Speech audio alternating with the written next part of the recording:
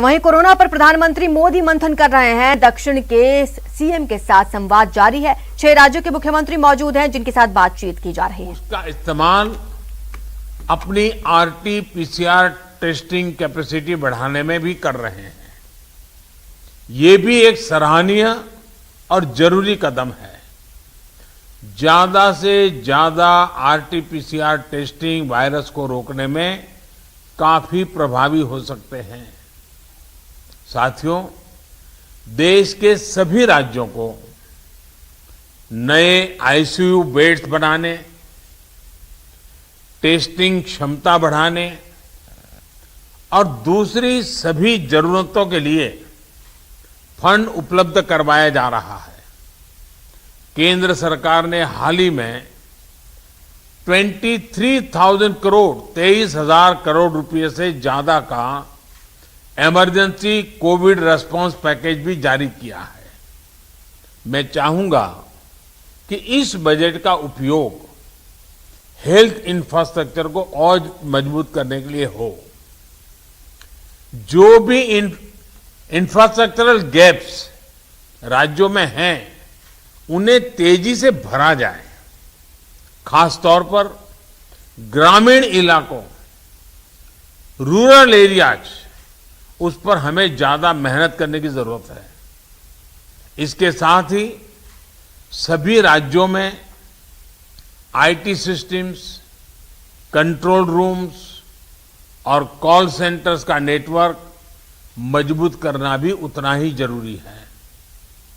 इससे रिसोर्सेज के डेटा, उसकी जानकारी पारदर्शी तरीके से नागरिकों को मिल पाती है। इलाज के लिए मरीजों और परिजनों को इधर उधर भागना नहीं पड़ता।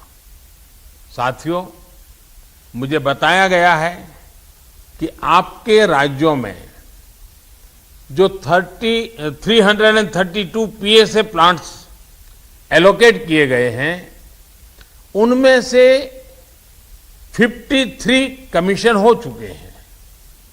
मेरा सभी राज्यों से आग्रह है कि इन पीएसए ऑक्सीजन प्लांट्स को जल्द से जल्द पूरा करें। किसी एक सीनियर अफसर को स्पेशली यही काम में लगाइए और 15-20 दिन का मिशन मोड में इस काम को आप पूरा करवाइए। साथियों, एक और चिंता बच्चों को लेकर भी है। बच्चों को कोरोना संक्रमण से बचाने के लिए हमें अपनी तरफ से पूरी तैयारी करनी होगी। साथियों, हम देख रहे हैं कि पिछले 2 हफ्तों में यूरोप के कई देशों में एकदम तेजी से केसेस बढ़ रहे हैं। अगर हम पश्चिम में देखें, चाहे यूरोप के देश हों, चाहे अमेरिका, इधर हम पूरब में देखें तो बांग्लादेश, म्यांमार, इंडोनेशिया, थाईलैंड, बहुत तेजी से केसेस बढ़ रहे हैं और कल्पना बाहर का अनेक प्रकार से कहीं पर 4 गुना, कहीं 8 गुना, कहीं 10 गुना बढ़ोतरी आई है। ये पूरी दुनिया के लिए और हमारे लिए भी एक चेतावनी भी है, एक बहुत बड़ा अलर्ट है। हमें लोगों को बार बार ये याद दिलाना है कि कोरोना हमारे बीच से गया नहीं है। हमारे यहां ज्यादातर जगहों में अनलॉक के बाद की जो तस्वीरें आ रही हैं, वो इस चिंता को और ज्यादा बढ़ाती है। इसका जिक्र मैंने अभी नॉर्थ ईस्ट के सब साथियों से बात कर रहा था, उस दिन भी किया था। मैं आज फिर से जोर देकर के इस बात को दोहराना चाहता हूं। आज जो राज्य हमारे साथ जुड़े हैं, इनमें तो कई बड़े मेट्रोपॉलिटन शहर हैं, बहुत सघन आबादी वाले हैं। हमें इसे भी ध्यान में रखना होगा। सार्वजनिक स्थलों पर भीड़ लगने से रोकने के लिए हमें सजग, सतर्क और सख्त होना पड़ेगा। सरकार के साथ साथ अन्य राजनीतिक दलों, सामाजिक संगठनों और एनजीओज को, सिविल सोसाइटी को साथ लेकर हमें लगातार लोगों को जागरूक करते रहना है। मुझे विश्वास है कि आप सबके व्यापक अनुभव इस दिशा में काफी काम आएंगे। आप सबने इस महत्वपूर्ण बैठक के लिए समय निकाला, इसके लिए आपका बहुत बहुत धन्यवाद। और जैसा आप सभी आदरणीय मुख्यमंत्री जी ने उल्लेख किया, मैं हर पल अवेलेबल हूं, हमारा संपर्क बना रहता है। आगे भी मैं हमेशा अवेलेबल रहूंगा ताकि हम सब मिलकर के इस संकट से मानव जात को बचाने के इस अभियान में अपने अपने राज्यों को भी हम बचा सकें। मेरी आप सबको बहुत शुभकामनाएं हैं। बहुत बहुत धन्यवाद। तो प्रधानमंत्री नरेंद्र मोदी ने दक्षिण के मुख्यमंत्रियों से बातचीत की। कोरोना संकट पर बातचीत हुई, ऑक्सीजन प्लांट्स पर बातचीत हुई और तीसरी लहर के लिए क्या कुछ तैयारियां हैं, इसको लेकर मंथन किया गया।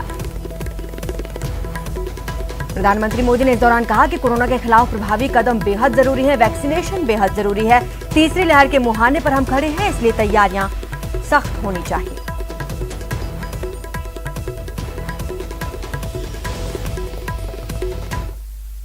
लोकसभा स्पीकर ओम बिरला कोटा दौरे पर हैं और ऐसे में वहां पर जन सुनवाई कर रहे हैं। कैंप कार्यालय में जन सुनवाई चल रही है, तस्वीरें आपके सामने हैं।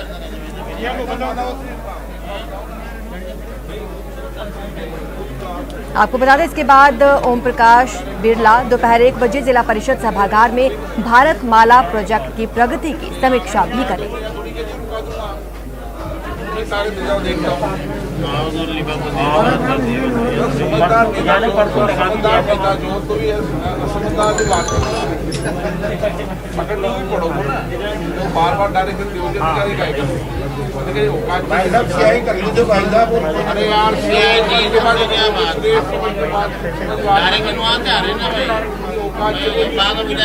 अक्सर ही कोटा दौरे पर रहते हैं और इस बार एक बार फिर वो कोटा दौरे पर है। यहाँ पर जन सुनवाई चल रही है, लोगों की समस्याएं सुनी जा रही हैं, साथ ही अधिकारियों को दिशा निर्देश भी दिए जाएंगे ताकि तत्काल ही इन समस्याओं का निवारण किया जा सके।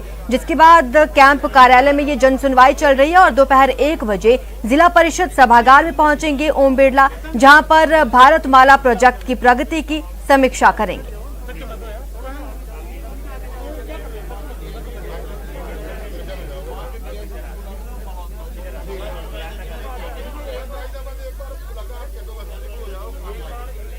लोग अपनी समस्याओं को लेकर पहुंचे हैं। ओम बिरला जन सुनवाई कर रहे हैं, अधिकारियों को भी दिशा निर्देश दिए जा रहे हैं ताकि ज्यादा से ज्यादा समस्याओं का समय पर निस्तारण हो सके। कैंप कार्यालय में ये जन सुनवाई चल रही है कोटा में, जिसके बाद दोपहर 1 बजे ये जिला परिषद के लिए रवाना होंगे।